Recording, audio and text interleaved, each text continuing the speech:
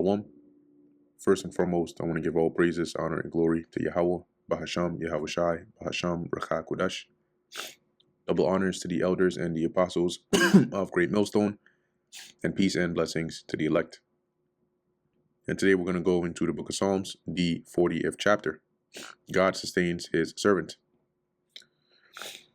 So this is Psalms 40:1 to the chief musician, a psalm of David.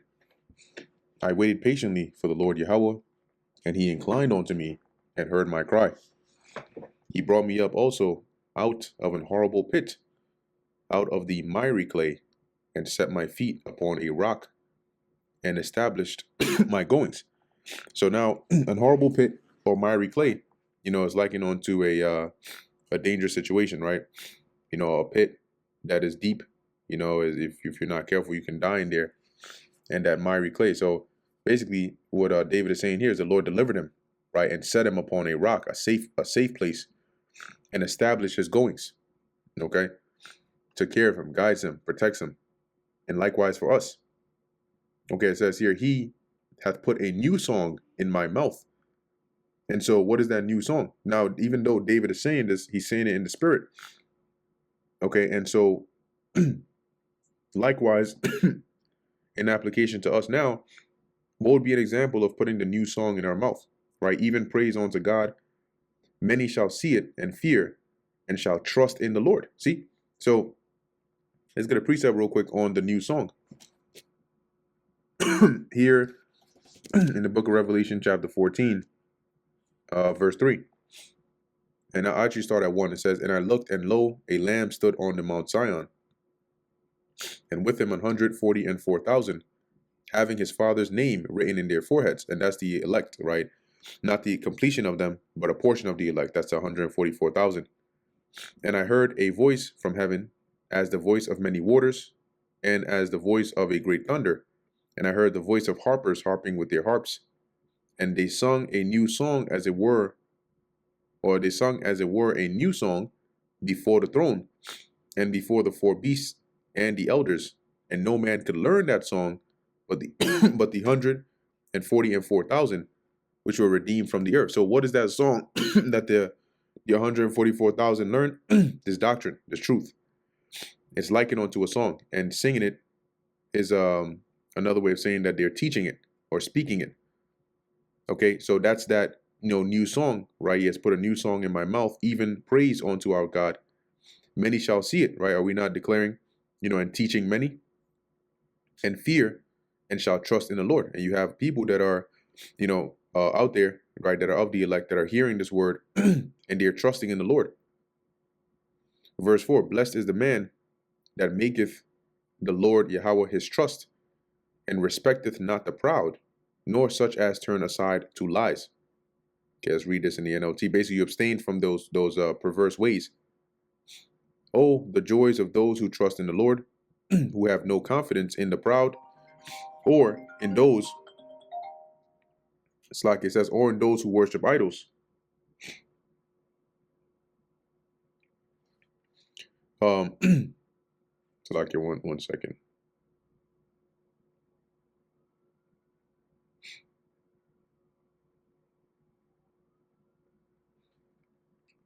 Or in those who worship idols, right? And blessed are you, because you abstain from the ways that will make you filthy, and you can then stay within the bounds, the protection, and the love of the Lord. If you stay away, right, from such as turn aside to lies or to idols.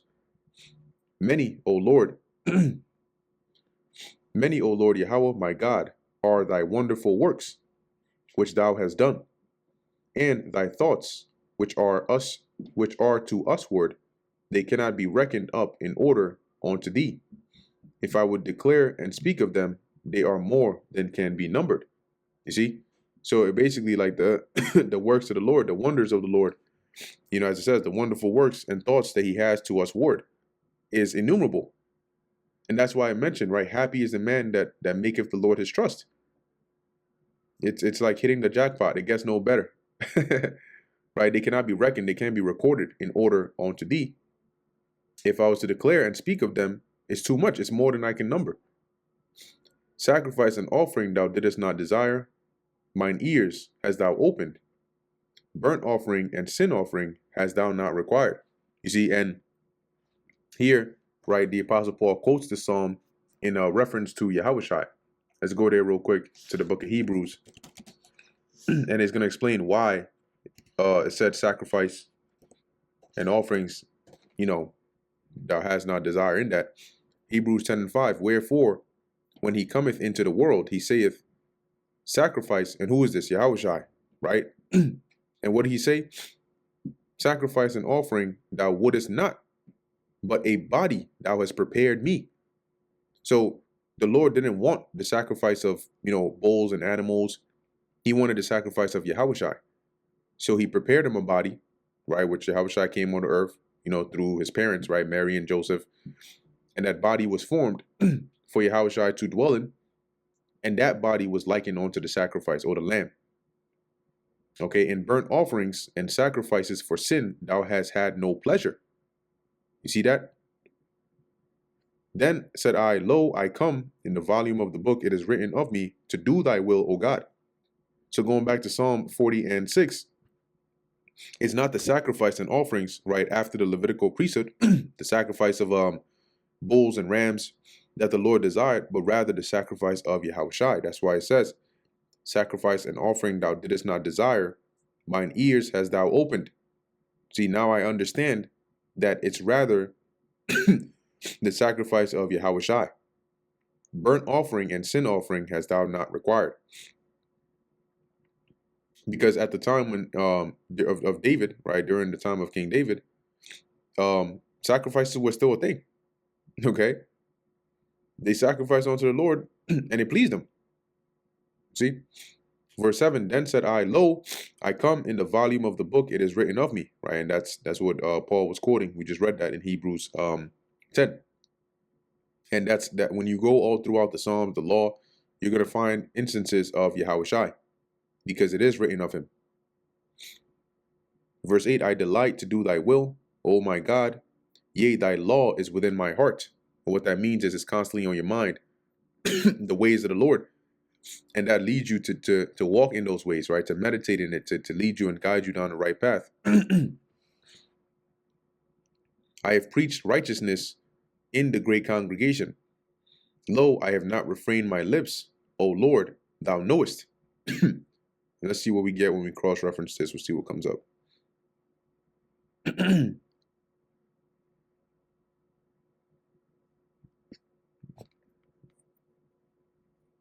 Okay. Nothing too crazy, but ultimately, as it says, I have preached righteousness in the great congregation, which Yahushua did that as well, right? And then he commanded his disciples to continue in that. Okay, verse 10. I have not hid thy righteousness within my heart. I have declared thy faithfulness and thy salvation. See, did Yahushua not do that as well? I have not concealed thy loving kindness and thy truth from the great congregation. And who was that? Israel. Withhold not thou thy tender mercies from me, O Lord Yahweh. Let thy loving kindness and thy truth continually preserve me. See, so how does the truth of the Lord continually preserve you? Well, in the truth of the Lord, right, there are ways, one, to please the Lord, but ways to live by. And when you do those, you get blessings, right? You're preserved. It keeps you out of harm's way. It's like a guiding light. See, so in keeping the way of truth, in keeping the Lord's truth, that action in itself preserves you. Okay, verse 12, it says, for innumerable evils have compassed me about, and mine iniquities have taken hold upon me, so that I am not able to look up. They are more than the hairs of mine head.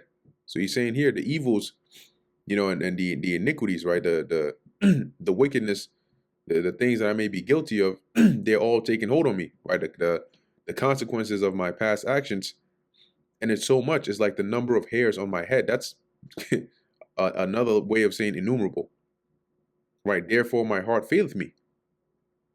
I am in distress. Be pleased, O Yahweh, to deliver me. O Lord, make haste to help me. And it's key that he said that, because if it doesn't please the Lord to deliver you, it doesn't take a rocket scientist to know that you're not going to be delivered at that point now, does it? So, oh Yahweh, make haste to help me. And that's what we hope, right? We pray that the Lord helps us speedily, in our time of distress, and ultimately that he brings us speedy deliverance for us.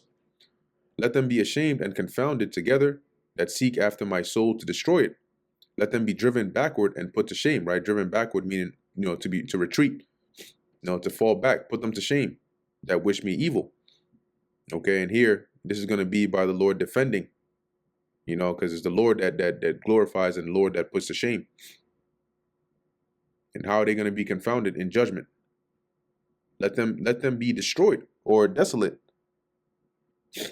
for a reward of their shame that say unto me, aha, aha.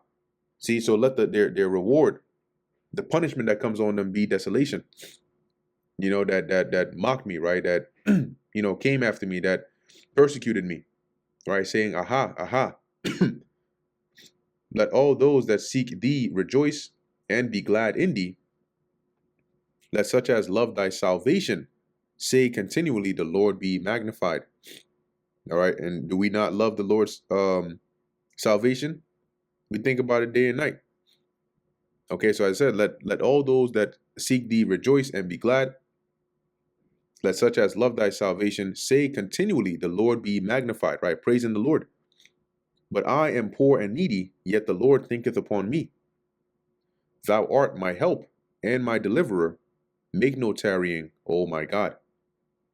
And that brings us to the end of the book of Psalms, the 40th chapter.